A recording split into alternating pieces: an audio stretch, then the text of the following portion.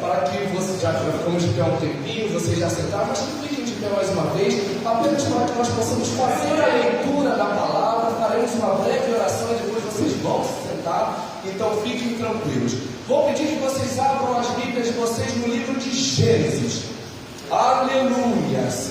Vai abrir o livro de Gênesis, vai glorificando, meus irmãos, porque o livro de Gênesis é o livro do começo, é o livro da origem. Aleluia, é um manual de vida para o cristão, o livro de Gênesis. Ali a gente vê o pecado entrando, mas logo depois do pecado a gente vê a graça e a misericórdia de Deus. Aleluia, glória ao nome do Senhor. Livro de Gênesis, capítulo 9.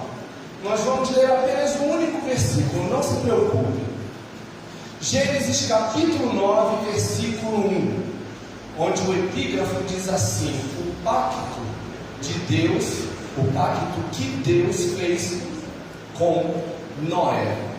E diz assim: e abençoou Deus a Noé e a seus filhos, e disse-lhes: frutificai e multiplicai e enchei a terra. Vamos ler novamente, dessa vez eu gostaria que toda a igreja lesse comigo, amém? Vamos lá, no 3, 1, 2 e 3. E abençoou Deus a Noé e a seus filhos, e disse-lhes: frutificai, multiplicai e enchei a terra. Vamos encurvar as nossas cabeças, vamos orar, pedindo que a graça se mantenha, porque a graça já está neste lugar. Vamos pedir que a presença se mantenha, porque a presença já está neste lugar.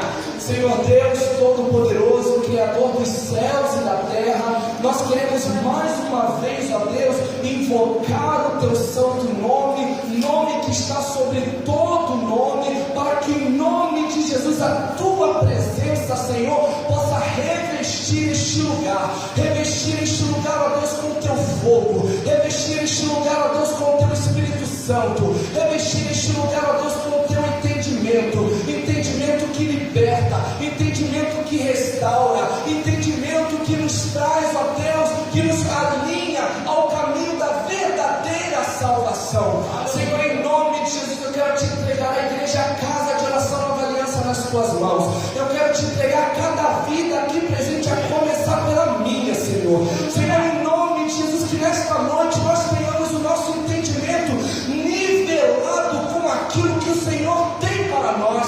Senhor, que não haja, Senhor, desequilíbrio, que tanto o ministério de louvor, de intercessão, da recepção, que todo o corpo eclesiástico, ó Deus, seja nivelado, não pelo que eu digo, mas pelo que a Tua palavra diz, ó Deus, porque mais do que o que eu digo, que vale é a Tua palavra, é a Tua palavra, palavra que teve o poder de trazer à existência o que não existia. Aleluia, a palavra que teve o poder de trazer a cura aos enfermos, a libertação aos cativos. E é diante desta mesma palavra, Senhor, que estamos diante nesta noite. Então eu te peço, prepara os corações, abra, Senhor, o nosso entendimento e fala conosco. Não que merecemos, porque não merecemos, ó Deus. Somos pecadores, somos miseráveis, somos, ó Deus, devedores do Teu amor. Mas ainda assim eu te peço que em graça e que em misericórdia o Senhor fale a cada um de nós, em nome de Jesus. Amém. A igreja pode se assentar.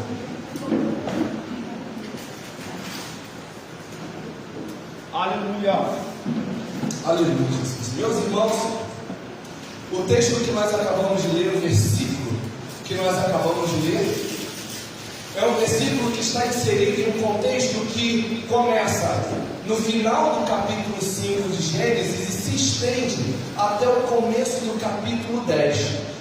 Como vocês puderam ver no epígrafo, ou seja, no título, essa passagem, todos esses capítulos, eles falam sobre Noé, retratam a trajetória de Noé. Esses capítulos, eles expressam tudo aquilo que Deus fez na vida de Noé e através da vida de Noé. E essa é uma informação muito importante para nós. E que informação é essa? De que tudo aquilo que Deus faz em nossas vidas, Ele também quer fazer através das nossas vidas, para que nós possamos alcançar outras vidas, para que nós possamos ser canal. Por isso a importância, de estarmos alinhados, de estarmos dentro da posição que Deus quer para nós, para que através de nós Ele consiga ter êxito no seu propósito, que é alcançar não apenas a nossa vida, mas a vida de outros. Deus não quer curar apenas a mim, Deus quer curar a minha mãe, a minha sogra, Deus quer curar o meu irmão, Deus não quer libertar apenas a mim, Deus quer libertar o meu irmão, o meu cunhado, Deus quer libertar os meus sobrinhos. Deus não quer abrir a porta de emprego apenas para mim, Ele quer abrir a porta de emprego para o meu vizinho, para o meu irmão, ou seja, tudo aquilo que Deus faz sobre nós, Ele também quer fazer através de nós. E é isso que nós vemos desde o capítulo 5 até o capítulo 10. Deu a palavra expressando tudo aquilo que Deus fez sobre a vida de Noé e através da vida de Noé. Quem nunca ouviu falar de Noé, né? Noé é uma personalidade muito conhecida. Noé é uma personalidade tão conhecida que ele foi certa vez mencionado por Jesus em Mateus 24, quando Jesus, falando do seu retorno, que aconteceria de maneira repentina, Jesus cita o momento de Noé dizendo: a minha vida será como nos dias de Noé, onde muitos estarão casando, onde muitos estarão vivendo, e repentinamente eu vou chegar, e aquele que não estiver preparado vai ficar. Aleluias! A passagem de Noé, ela também é uma daquelas passagens que pode ser comparada a de Davi e Golias, a do profeta Jonas, que foi engolido por um peixe. São palavras que são muito utilizadas, inclusive, na EBD, que é a Escola Bíblica Dominical, inclusive para as crianças, né? Porque são passagens que podem ser utilizadas de maneira lúdica, para que as crianças possam ter uma compreensão daquilo que a palavra diz. E eu acho isso muito interessante, porque quando a gente é criança, quando nós somos crianças, nós temos um entendimento coerente à nossa maturidade. E ao decorrer da vida, conforme nós vamos nos desenvolvendo, nós passamos a ter uma visão diferenciada e mais ampla. E isso, inclusive, é justificado em 1 Coríntios 13:11, quando Paulo diz: quando eu era criança, eu agia como criança, eu andava como criança, eu falava como criança, mas agora que sou adulto, eu deixei as atitudes de criança para trás. E aqui Deus já começa a chamar a minha e a sua atenção. Que tipo de atitude nós temos tido? Nós precisamos ter atitudes coerentes ao nosso crescimento. Existem pessoas que estão crescendo, mas estão se perdendo. Existem pessoas que estão crescendo ministerialmente, mas eles estão agindo como se fossem recém-convertidos. Não estão tendo a maturidade de ter o entendimento coerente à posição.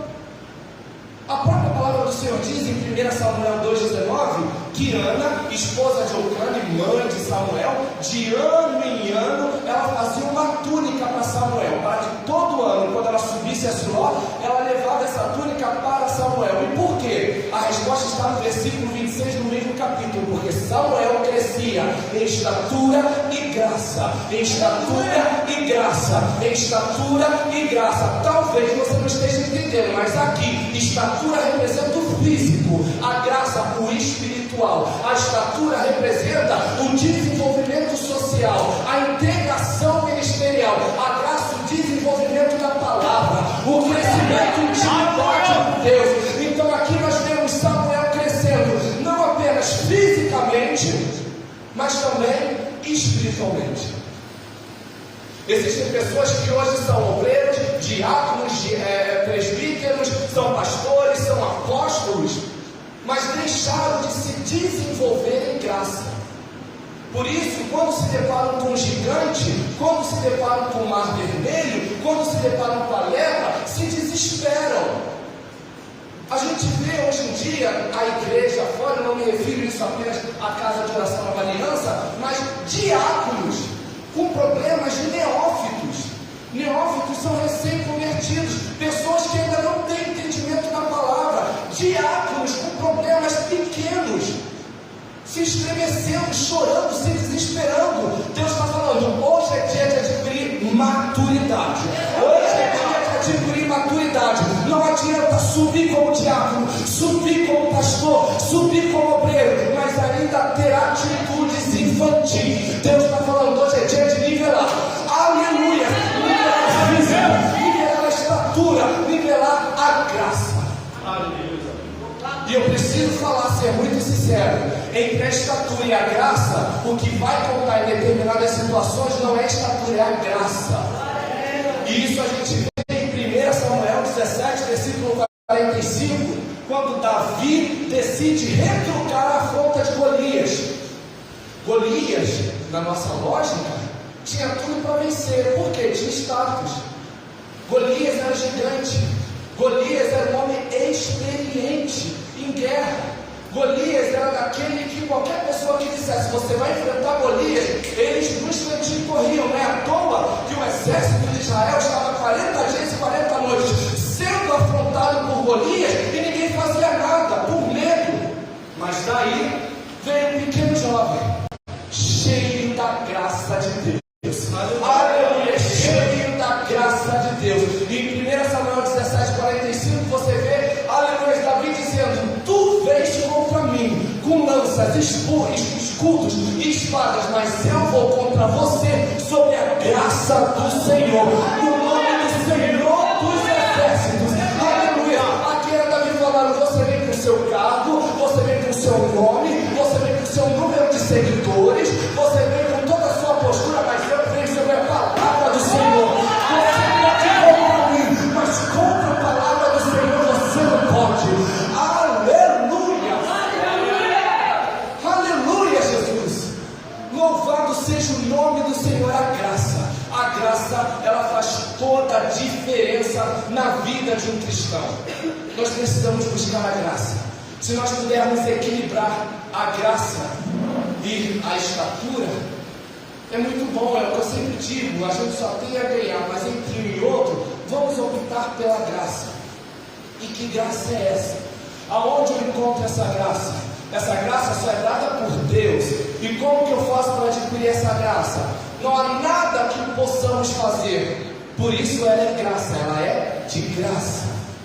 Aleluia. Essa graça, ela não é adquirida na academia. Essa graça, ela não é adquirida com as postagens no Instagram. Essa graça, ela não é adquirida com o tipo de roupa que eu visto. Não. Essa graça, ela não é adquirida com a minha impostação de voz quando eu digo, Senhor meu Deus, meu Pai. Não. Essa graça não é adquirida nos agudos que eu dou no momento do louvor. Essa graça não é adquirida com a eloquência da qual eu ministro a palavra. Não, essa graça é adquirida na caminhada com Deus. Caminhada em retidão, caminhada em obediência, caminhada, aleluia, dentro daquilo que Deus tem para nós. Quantos estão entendendo essa mensagem, meus irmãos? Aleluia! E você me pergunta, tá, mas e aí, o que Noé tem a ver com isso? É que Noé foi um homem agraciado. Noé andava com Deus. E em meio a todo um caos que estava acontecendo no livro de Gênesis, no momento no qual Noé aparece, Deus achou graça sobre a vida de Noé, justamente no meio daquela devastação que estava acontecendo. Aleluia! Em Gênesis 6:9 a palavra diz assim: Noé era um homem justo, íntegro entre o povo de sua época, e a própria palavra acrescenta, ele andava com Deus. E o que é andar com Deus, meus irmãos? Andar com Deus não é simplesmente estar aqui na igreja como nós estamos fazendo agora todo domingo à noite. Eu preciso ser sincero, mas isso aqui é uma vertente do caminhar, do andar com Deus. Andar com Deus não é simplesmente estar aqui às quartas-feiras. Andar com Deus não é como em outras igrejas, estar às quintas, às sextas. Não, andar com Deus é levantar e já falar, Senhor, eis-me aqui para ouvir a tua voz. É pegar o BRT cheio e deixar de reclamar, Senhor, eu vou aproveitar esse tempo para orar pela minha igreja, pela minha pastora, pelos meus irmãos, pelo corpo eclesiástico. Senhor, enquanto eu estou esperando na fila do banco, eu vou clamar ao teu santo nome para que o Senhor possa abrir as portas de emprego para aqueles que precisam. Enquanto eu estiver aqui, Senhor, aguardando, eu vou orar para que o Senhor leve a cura àqueles que precisam. E isso é caminhar com Deus. Isso é ter uma caminhada, uma vida de intimidade com Deus. a nós, mas para que nós conheçamos mais a Deus. Deus é Deus, Ele é onisciente, Ele nos formou com a palma das mãos dEle. Talvez você possa dizer, mas eu fui criado com a junção da minha mãe e do meu pai. Não, isso daí foi um protocolo que Deus criou para que Ele mesmo te trouxesse a realidade. Quando você sequer imaginava existir, Deus te fez com as suas digitais, cada um a seu modo. Ninguém é melhor do que ninguém. Deus fez todos com as suas mãos. Eu poderia dizer, não, eu fui fabricado assim, fui fabricado assim. Não, nós saímos da mesma fábrica. Joey, mas eu saí da mesma fábrica que a sua, mas sua mãe é negra, sua mãe é branca. Quem disse que eu vim da minha mãe? Eu vim do Espírito Santo de Deus. E você também veio do Espírito Santo de Deus. A palavra do Senhor fala que antes mesmo que a terra existisse, nós já estávamos programados para vir.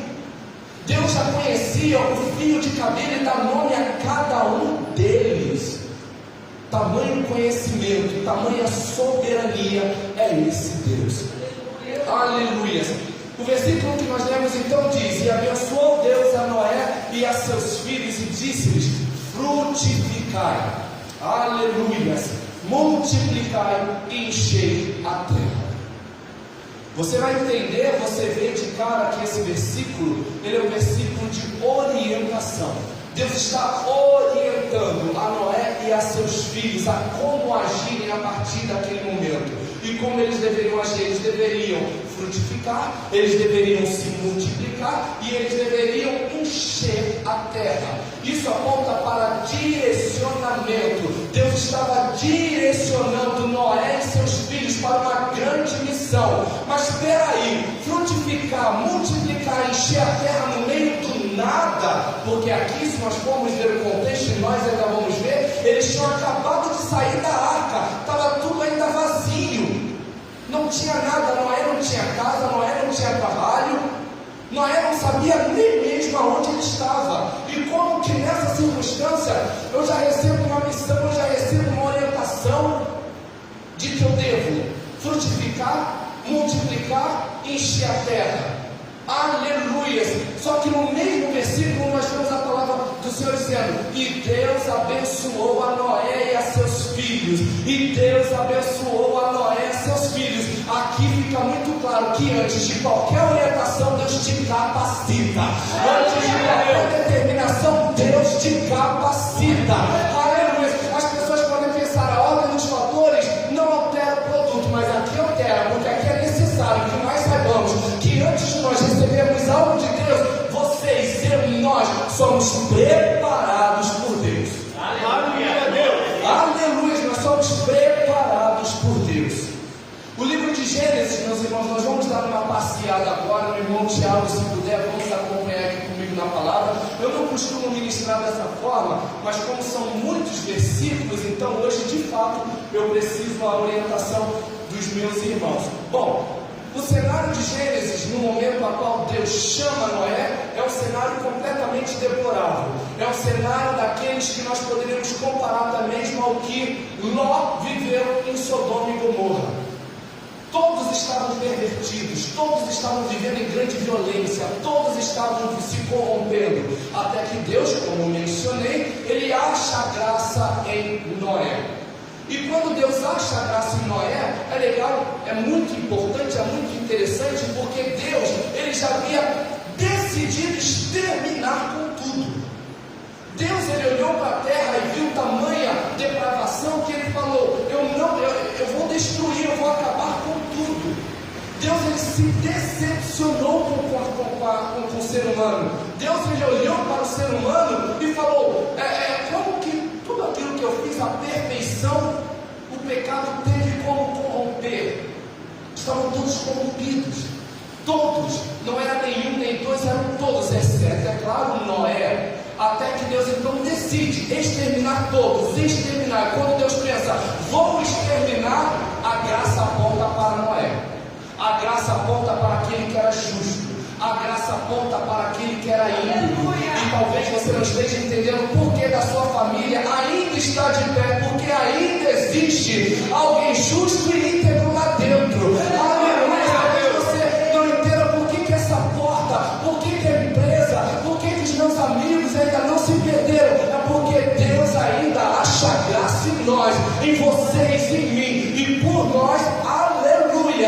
aleluia, essa graça de Deus mantém eles de pé. Aleluia. Aleluia. Deus então decide recomeçar. Recomeçar porque o projeto que outrora deu errado. Deu errado porque se tudo que Deus faz é perfeito. Deu errado porque o próprio homem se corrompeu. Deu errado porque o próprio homem achou que era autossuficiente. Deu errado porque o próprio homem decidiu sair da obediência. Deu errado porque o próprio homem decidiu largar a presença de Deus. Aleluia! Então Deus decide destruir a humanidade, preservando Noé e sua família, para que houvesse uma continuação, para que houvesse um recomeço. Aleluia. E você pode até pensar, poxa, Deus é um Deus de recomeço. Sim, Deus é um Deus de recomeço. A gente vê que Adão, ele aponta para o começo, Noé aponta para o recomeço. E isso fica muito claro em Gênesis 1, versículo 27 e 28, quando a palavra diz assim: e criou Deus o homem à sua imagem, a imagem de Deus o criou, homem e mulher o criou. Agora preste bem atenção. E Deus os abençoou, e Deus lhes disse: frutificai, multiplicai e enchei a terra. Aleluia. Esse versículo aqui não consta na história de Noé, não, consta na história de Adão. Para vocês verem que tudo aquilo que Deus fez com Adão, Deus estava recomeçando. Era Deus falando: eu tenho graça, eu tenho misericórdia, e eu vou recomeçar. Por quê? Porque eu achei um homem no meio de tantos, com integridade e com graça. Aleluia. Aleluia, glória a Deus. Aleluia, Jesus. E quando eu olho para Adão e Noé e vejo o processo de recomeço, eu lembro também o que aconteceu em Jeremias 18:4, quando o olheiro que estava trabalhando sobre o vaso, repentinamente o vaso se quebrou. Mas quando a gente vai para os originais, a gente vê que na verdade aqui não era um vaso, era uma argila, porque a gente só consegue manusear algo que é maleável. Aleluia, é Deus falando: seja maleável as minhas mãos, para que eu possa retificar a tua vida, a tua história, aquilo que eu comecei. Aleluia. E por que argila? Porque o vaso, tinha até um vaso aqui, o Ângelo estava até ministrando aqui com o vaso. O vaso ele já tomou forma, o vaso ele já está estruturado, o vaso ele já está sólido. E a solidez, ela aponta sim para a estrutura, mas também aponta para o orgulho. Então aqui, no exemplo de Jeremias 18, nós vemos Deus chamando a nossa atenção para a humildade. É Deus falando: se até eu que sou Deus, se até eu que sou soberano, se até eu que sou Criador, entendo a necessidade de recomeçar quando necessário, por que você vai se manter nesse orgulho? Aleluia! É Deus falando: recomece, recomece, recomece, recomece.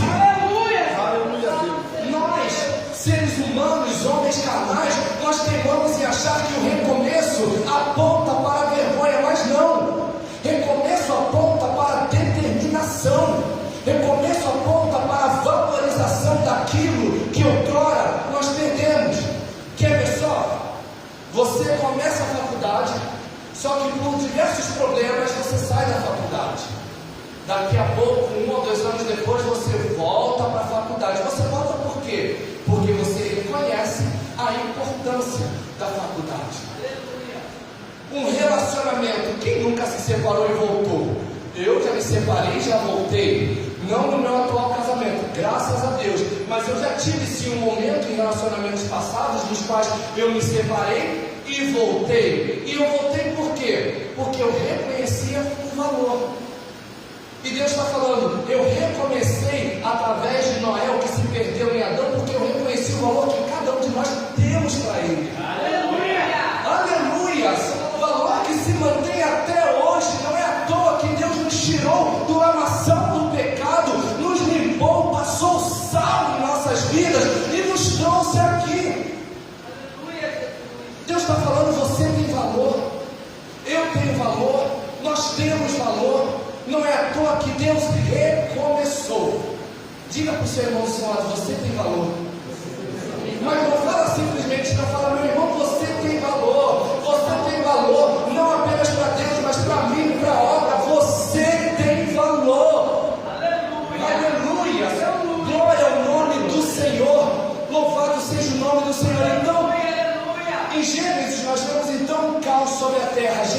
6:5, que diz assim: e viu o Senhor que a maldade do homem se multiplicara sobre a terra. Então nós vemos aqui um caos, nós vemos uma completa devastação de pecado, de violência. As pessoas estavam completamente fora do alinhamento que Deus havia posto a eles. Aleluia. Gênesis 8:9, a palavra diz assim: Noé, porém, achou graça aos olhos de Deus, confirmando tudo aquilo que eu já havia mencionado. E diz: essas são as gerações de Noé. Noé era homem justo e perfeito em suas gerações. Noé andava com Deus. Será que você tem andado com Deus, meus irmãos? Será que o Joey tem andado com Deus? Será que os pastores, os diáconos, os obreiros, os integrantes de ministério têm andado com Deus? Quando eu digo andado com Deus, não é simplesmente ter uma vida, como eu já falei aqui, de altar, é uma vida após altar. O que nós temos falado, qual a forma que nós temos nos comportado, o que nós temos postado, o que nós temos compartilhado, tudo isso expressa o que nós temos, porque, como diz o ditado, a gente só dá aquilo que a gente tem. Se você entra no meu Facebook e você vê Deus, você vai saber que eu sou Deus, que eu tenho Deus. É claro que hoje na internet a gente pode maquiar muita coisa, mas ninguém segura uma máscara por muito tempo. Ninguém segura uma maquiagem por muito tempo. Vai ter hora que o suor vai vir e a máscara vai cair. E Deus está falando comigo e com vocês. Será que nós temos caminhado com Deus? Será que quando a gente para na conversa de WhatsApp, a gente tem compartilhado Deus? Será que quando nós vamos colocar uma frase nos status, a gente coloca essa frase para alfinetar ou para edificar a vida de alguém? E isso é uma reflexão que eu faço não para vocês, mas para mim também. A palavra que corta aí, corta aqui. Não é à toa que a própria palavra diz que a palavra do Senhor é como uma espada de dois gumes. Aleluia! Glória ao nome do Senhor. Gênesis 6:14. E esse versículo é muito revelador. E diz assim: Deus deu a ordem a Noé, dizendo: faze para ti uma arca de madeira de gofre, farás compartimentos na arca, e a betumarás por dentro e por fora. Eu preciso que você se atente a esse versículo.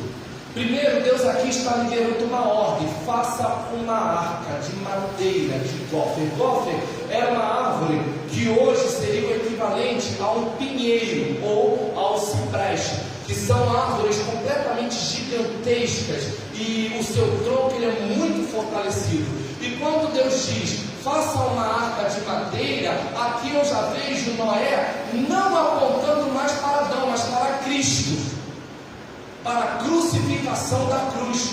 Por quê? Porque através de Gênesis, através de Noé, nós vemos Deus se utilizando da madeira para que a arca pudesse salvar aquelas vidas. E através dos evangelhos, nós vemos novamente a madeira sendo executada para que Deus pudesse trazer a salvação através de Jesus.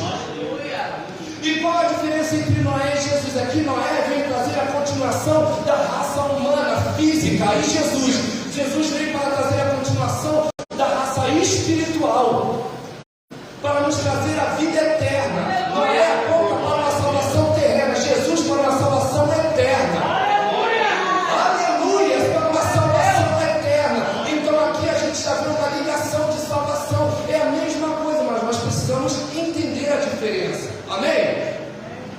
Depois a palavra diz: farás compartimentos na arca. Se você continuar lendo, você vai ver que logo depois Deus instruiu a Noé a fazer andares, primeiro, segundo e terceiro. No primeiro andar ficavam os animais, no segundo os alimentos e no terceiro os seres humanos. É Deus falando: não é porque vai estar todo mundo junto que vai virar bagunça. Na minha casa, na minha arca tem que ter ordem. Aleluia!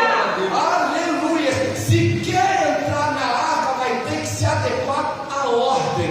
E a ordem não é do homem, a ordem é de Deus. A ordem vem pela palavra de Deus. Aleluia! Não é o que eu digo, não é o que a pastora, não é o que os diáconos, não é o que os outros, é o que é a palavra. Por isso que aqui nós prezamos pela pregação da palavra, para que a igreja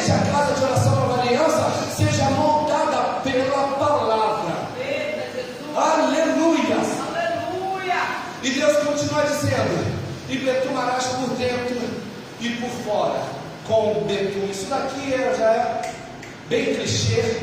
Eu tenho certeza que muitos de vocês já ouviram, mas não custa nada ressaltar. Betume é um tipo de massa, é o que nós chamaríamos hoje de argamassa, né? Que é o que vai tampando os buracos.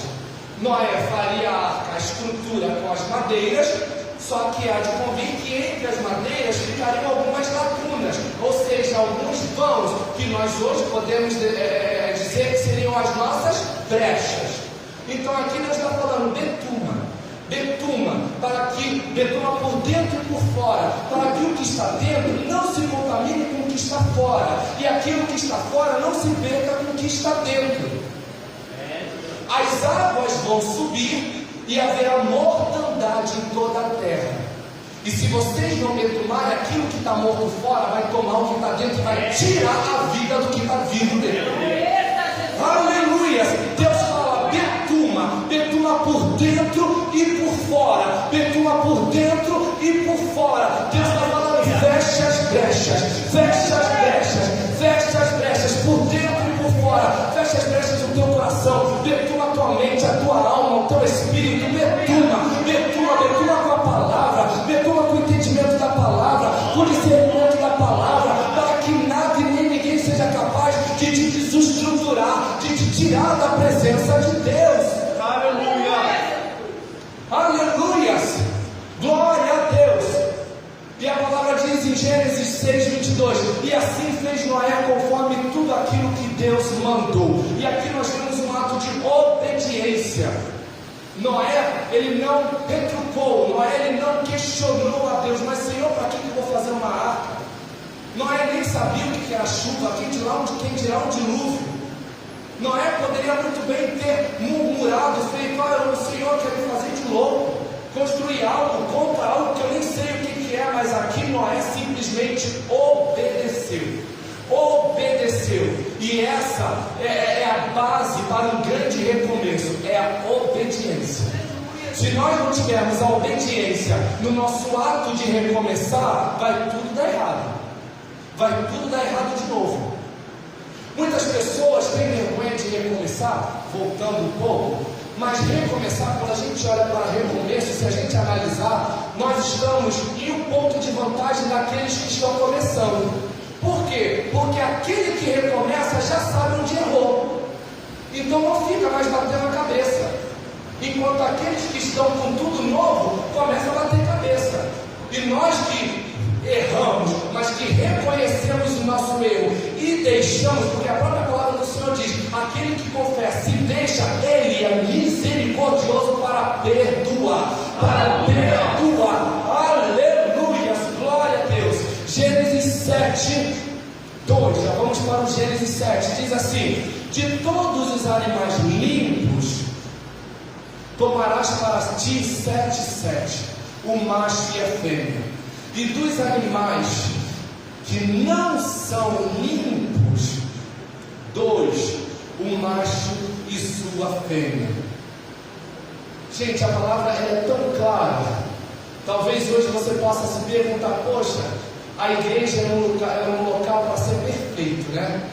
Pessoas unidas, pessoas sinceras, pessoas se amando, pessoas se respeitando. Não é? Quem nunca pensou nisso? Quem de nós já não parou um dia e falou assim: poxa, a igreja é um local onde eu pensei que não haveria problemas. Eu estou indo para a igreja para me livrar dos problemas, mas eu chego na igreja e eu vejo os mesmos problemas. E Jesus vem e justifica exatamente aqui. Perceba que não foi Noé que colocou animais puros e impuros, foi Deus que ordenou: você vai colocar animais puros e animais impuros. Você vai ter que aprender a conviver não apenas com os puros, mas com os impuros. Aleluia. Muitos de nós gostaríamos de chamar apenas João, mas Deus está falando: vai ter que chamar Pedro, vai ter que chamar Tomé, vai ter que chamar Judas. Deus está falando e reforçando: aquele que não recebe os meus, não recebe a mim. Então vai ter que receber todos. Mas fulano faz fofoca, fulano faz isso, fulano faz aquilo, mas é filho de Deus, é filha de Deus. está sobre as nossas vidas, estão sobre a vida deles. Por isso a gente entende o porquê de tantos conflitos dentro da igreja. E por isso, cabe a nós também entendermos a importância da maturidade de lidarmos com esses problemas. A gente não pode simplesmente se deparar com situações contrárias das que nós gostaríamos de encontrar e enfraquecer, em sair, em abandonar. Deus está falando, aprenda a administrar. Aprenda a administrar. Isso só me faz confirmar o que está escrito em 1 Coríntios 11, 19, que diz assim, não fica mudar não, pode deixar em Gênesis. 1 Coríntios 11, 19, que diz assim, e até importa, esse versículo eu levo para a minha vida, meus irmãos, e até importa que haja entre vós heresias, para os que são de verdade, para os que são verdadeiros, se manifestem. Paulo estava recebendo uma reclamação da igreja de Corinto aqui. Os irmãos de Corinto estavam passando por um problema social, era fofoca, era discriminação, era problema de um falando do outro, era o outro querendo pegar o outro ali na porta da igreja.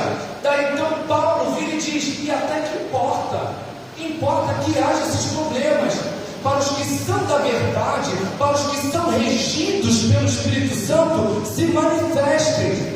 E se manifestem com a verdade, com a palavra, sendo pacificadores, mostrando onde está o erro com amor, não é criticando, não é apedrejando, não, é abraçando e falando, meu irmão, você está errando aqui, mas vamos que eu vou te ajudar a melhorar.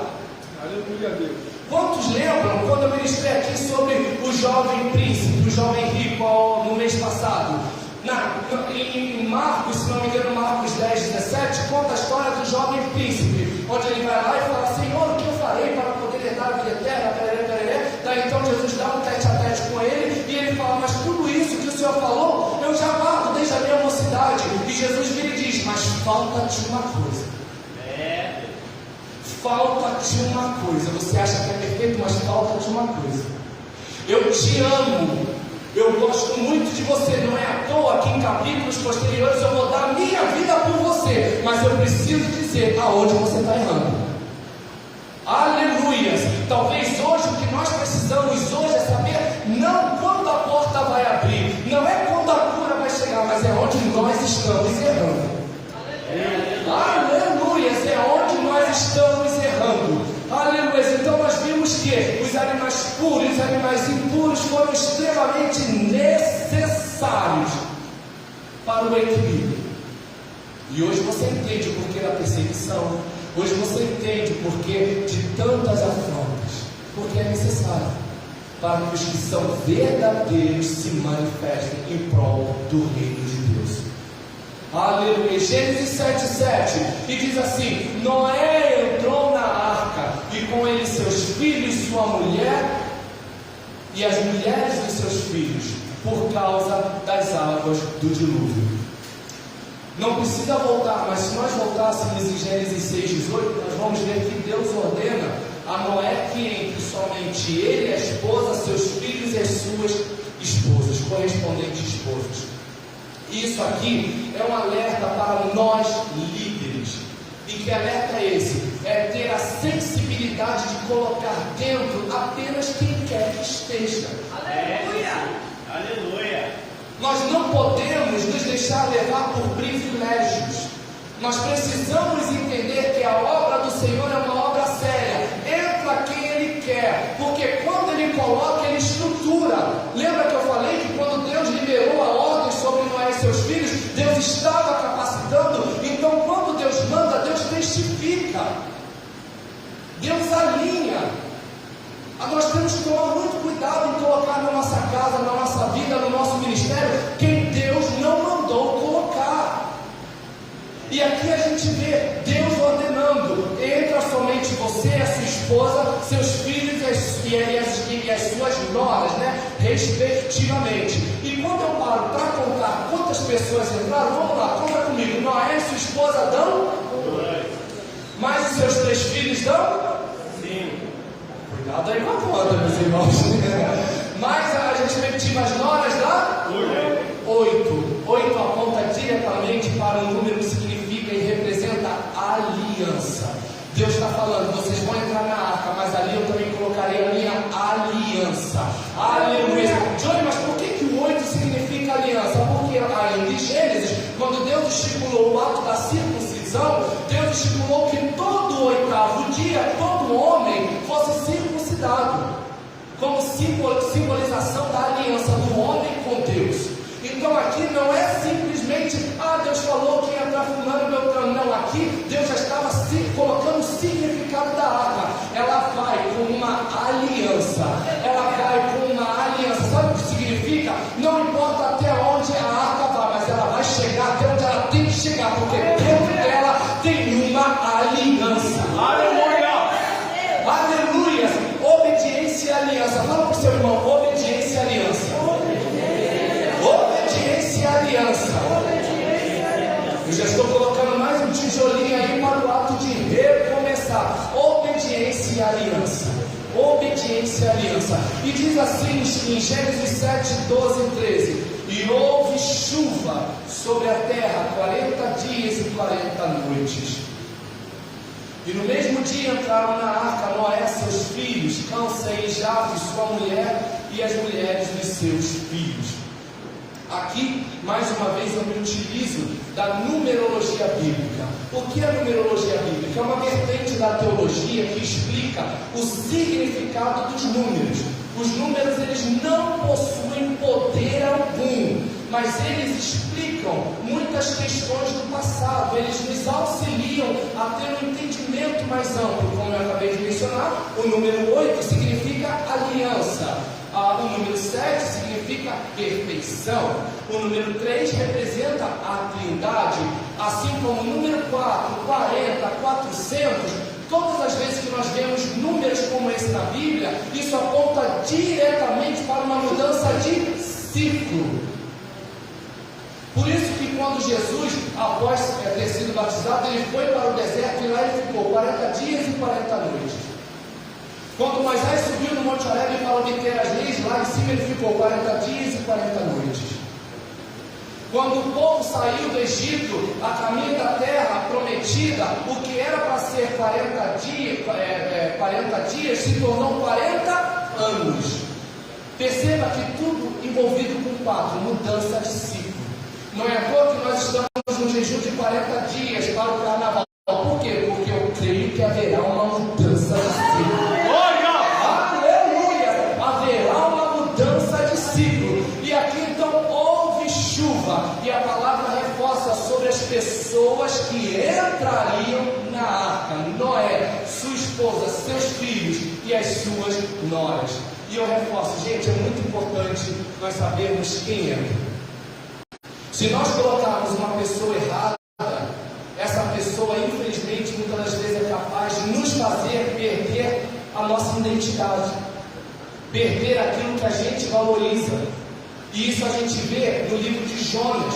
O livro de Jonas aponta que Jonas paga para entrar no navio em desobediência, e no decorrer aí da viagem vem um vento, e esse vento, que era um vento completamente acusador, para acusar o mal que estava ali sobre aquele barco, e os marinheiros, por não terem discernimento, começam a jogar os seus pertences no mar, ou seja, começaram a perder coisas deles mesmos, quando o erro não estava neles, mas estava sobre aqueles que eles colocaram.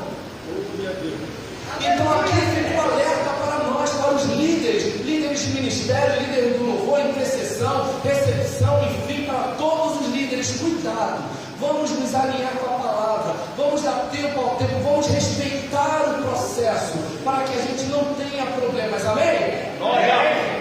Aleluia! Gênesis 7,16, já estou encaminhando para o final, calma, meus irmãos, e diz assim: e os que entraram eram macho e fêmea de toda a carne, como Deus tinha ordenado, e o Senhor fechou dentro, fechou a porta. E aqui fica uma chamada de atenção, uma orientação e uma palavra realmente de maturidade, de entendermos que Deus não é só aquele que abre portas, Ele também fecha portas. Nós temos que parar de romantizar o poder de Deus, dizendo: Deus é aquele que só abre portas, Deus é aquele que só une. Não, Deus também separa. Não é à toa que em Gênesis Deus falou para Abraão: manda Agar agora tomar o caminho dela. Eu não quero mais que Agar fique aqui, pode separar. Você errou, eu estou consertando, mas ela vai ficar lá e você vai ficar aqui. Ou seja, era Deus separando. Então a gente tem que parar com essa romantização. Deus, ele é perfeito em tudo, ele abre a porta, Deus, ele une. Não, quando necessário, Deus fecha a porta. E aqui Deus fechou a porta por quê? Porque as águas estavam prestes a serem derramadas. Se a porta estivesse aberta, eles iriam perecer. Então talvez hoje a gente entenda o porquê de algumas portas terem sido fechadas, para que Deus preservasse a nossa vida. Aleluia! Aleluia! Gênesis 8, já estamos quase no final. E diz assim: e lembrou-se Deus de Noé e todos os seres viventes e todo o gado que estava com ele na arca. E Deus fez passar um vento sobre a terra e aquietaram-se as águas. Aqui eu preciso dizer quem é esse vento, meus irmãos. Quem tem dúvida de quem possa ser esse vento? Esse vento é o próprio Espírito Santo de Deus. Entenda que quando há vento sobre uma planície de água, qual é o natural? Que haja uma movimentação. Só que aqui o vento que nós entendemos que bagunça, que movimenta, veio para acalmar. Então aqui não é um vento qualquer, é o vento do Espírito Santo. O mesmo vento que soprou lá em Gênesis 1:2, quando a palavra diz que a terra era sem forma e vazia, e o Espírito de Deus pairava sobre a face das águas.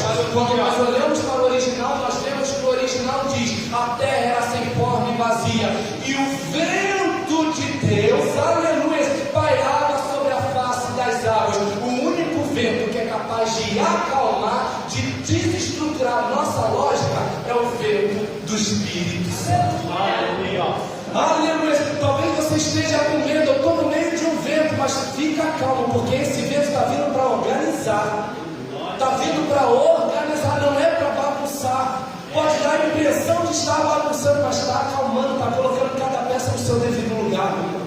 Aleluia! Gênesis 8:4 diz assim: e a arca repousou no 7º mês, no dia 17 do mês, sobre o monte Ararat. Quando eu li essa palavra, de imediato, por isso que é muito importante que a gente leia a palavra, meus irmãos, é muito importante, principalmente para os que ministram a palavra do Senhor. Porque quando a gente lê, sem ter aquela necessidade, ler somente por prazer, quando nós precisamos, a palavra ela vem se conectando.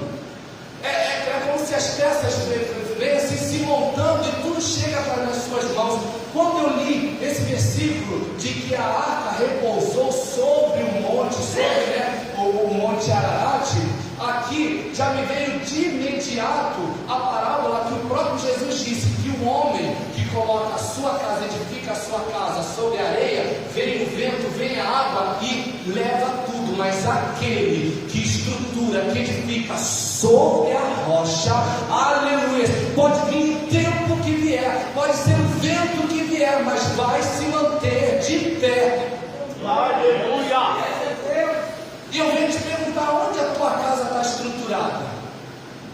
A tua casa está estruturada onde? Na areia ou na rocha? E eu preciso ser sincero, às vezes parece que a nossa casa está estruturada na areia, porque a gente vê muita gente desesperada, a gente vê muita gente chorando, a gente vê muita gente sofrendo, a gente vê muita gente se lamentando. Por quê? Porque ainda não se deu conta que a casa está estruturada na areia, porque se estivesse na rocha, aleluia, estaria passando pelo vento que estivesse, mas estaria de pé, poderia passar por uma inundação, por uma avalanche, mas se manteria de pé. Aleluia! Aleluia! E quando a palavra do Senhor diz, quando Deus falou para Noé e seus filhos: frutificai, multiplicai e enchei a terra, eu entendi que Deus, ele olha para nós verdadeiramente como ramos, como uma extensão do seu corpo. E isso fica descrito de uma forma muito clara em João 15, quando o próprio Jesus diz: eu sou a verdadeira videira, o meu Pai é o lavrador, e vós sois os ramos. E aquele que não der fruto, ele vem e corta. E aquele que der fruto, o Pai limpa, aleluia, para que dê ainda mais frutos. Então aqui eu entendo por que Deus falou frutificar. Porque aquele que não frutifica não tem valor. Me desculpe, mas não tem valor. Se você está no seu ministério, se você está no grupo de intercessão, de louvor, no grupo ali da comunicação, se você está no corpo eclesiástico e você não frutifica, me desculpe, mas você não tem valor. E isso não sou eu que estou falando, é a própria palavra do Senhor que está falando. Eu estou respaldado pela palavra. A palavra do Senhor está falando. Jesus disse: eu sou a verdadeira videira, o meu Pai é o lavrador, e vós, vocês, todos nós somos os ramos. Aquele ou aquela que não der frutos, ele corta. Meu Deus. Aleluia. Ele corta. E por isso a gente entende o porquê de muitos cortes. Por quê? Porque deixou de dar fruto. Deixou de dar fruto. Mas não se preocupe, porque uma hora a graça vem de novo. E a graça vem e vai identificar que ali ainda há vida. Aleluia! Ali ainda há vida. Então nós vemos através de Noé o recomeço. Nós vemos através de Noé uma segunda oportunidade. Eu não sei quantos de nós estamos desejando uma segunda oportunidade. Uma segunda oportunidade na vida financeira, uma segunda oportunidade na vida sentimental, uma segunda oportunidade no meio fraternal, uma segunda oportunidade ministerial, uma segunda oportunidade no chamado com Deus. Mas hoje é dia de recomeço. Hoje é dia de recomeço. Entendam, Deus acabou de me dar aqui agora. Entenda que Adão pecou. Daí então Deus levantou Noé. Veja que a obra não parou porque Adão pecou, a obra continuou. Deus está falando: se você abrir mão daquilo que eu te entreguei, eu lamento, eu vou lamentar, porque os sonhos que eu idealizei com você. Mas se você não quer, eu vou levantar outro. Meu Deus! Eu vou levantar outro, porque eu te valorizo, mas a minha obra não pode parar. Existem pessoas perdidas, existem pessoas sedentas, existem pessoas carceradas. Precisa haver libertação, precisa haver salvação. Aleluia. Por isso a importância do recomeço. Existem coisas que Deus deu nas nossas mãos que vai dar muito certo se for feita com a gente. Vai dar certo sendo feita com outras pessoas, porque quem faz dar certo é Deus. Mas entende que tem coisas que às vezes está na medida certa quando Deus coloca nas suas mãos. Às vezes, por exemplo, um casal, eu não sei quem cozinha lá na casa de vocês, Preta, se de repente a Preta fala para o Michel: Michel, hoje eu estou cansada, hoje eu estou cansada, faz alguma coisa para a gente comer. Vai sair um bororó, vai sair um ovo mexido, mas não vai sair tão perfeito quanto sairia na mão da Preta. É Deus falando: com ou sem você, a obra vai prosseguir, mas com você vai ser muito mais perfeito. Meu Deus!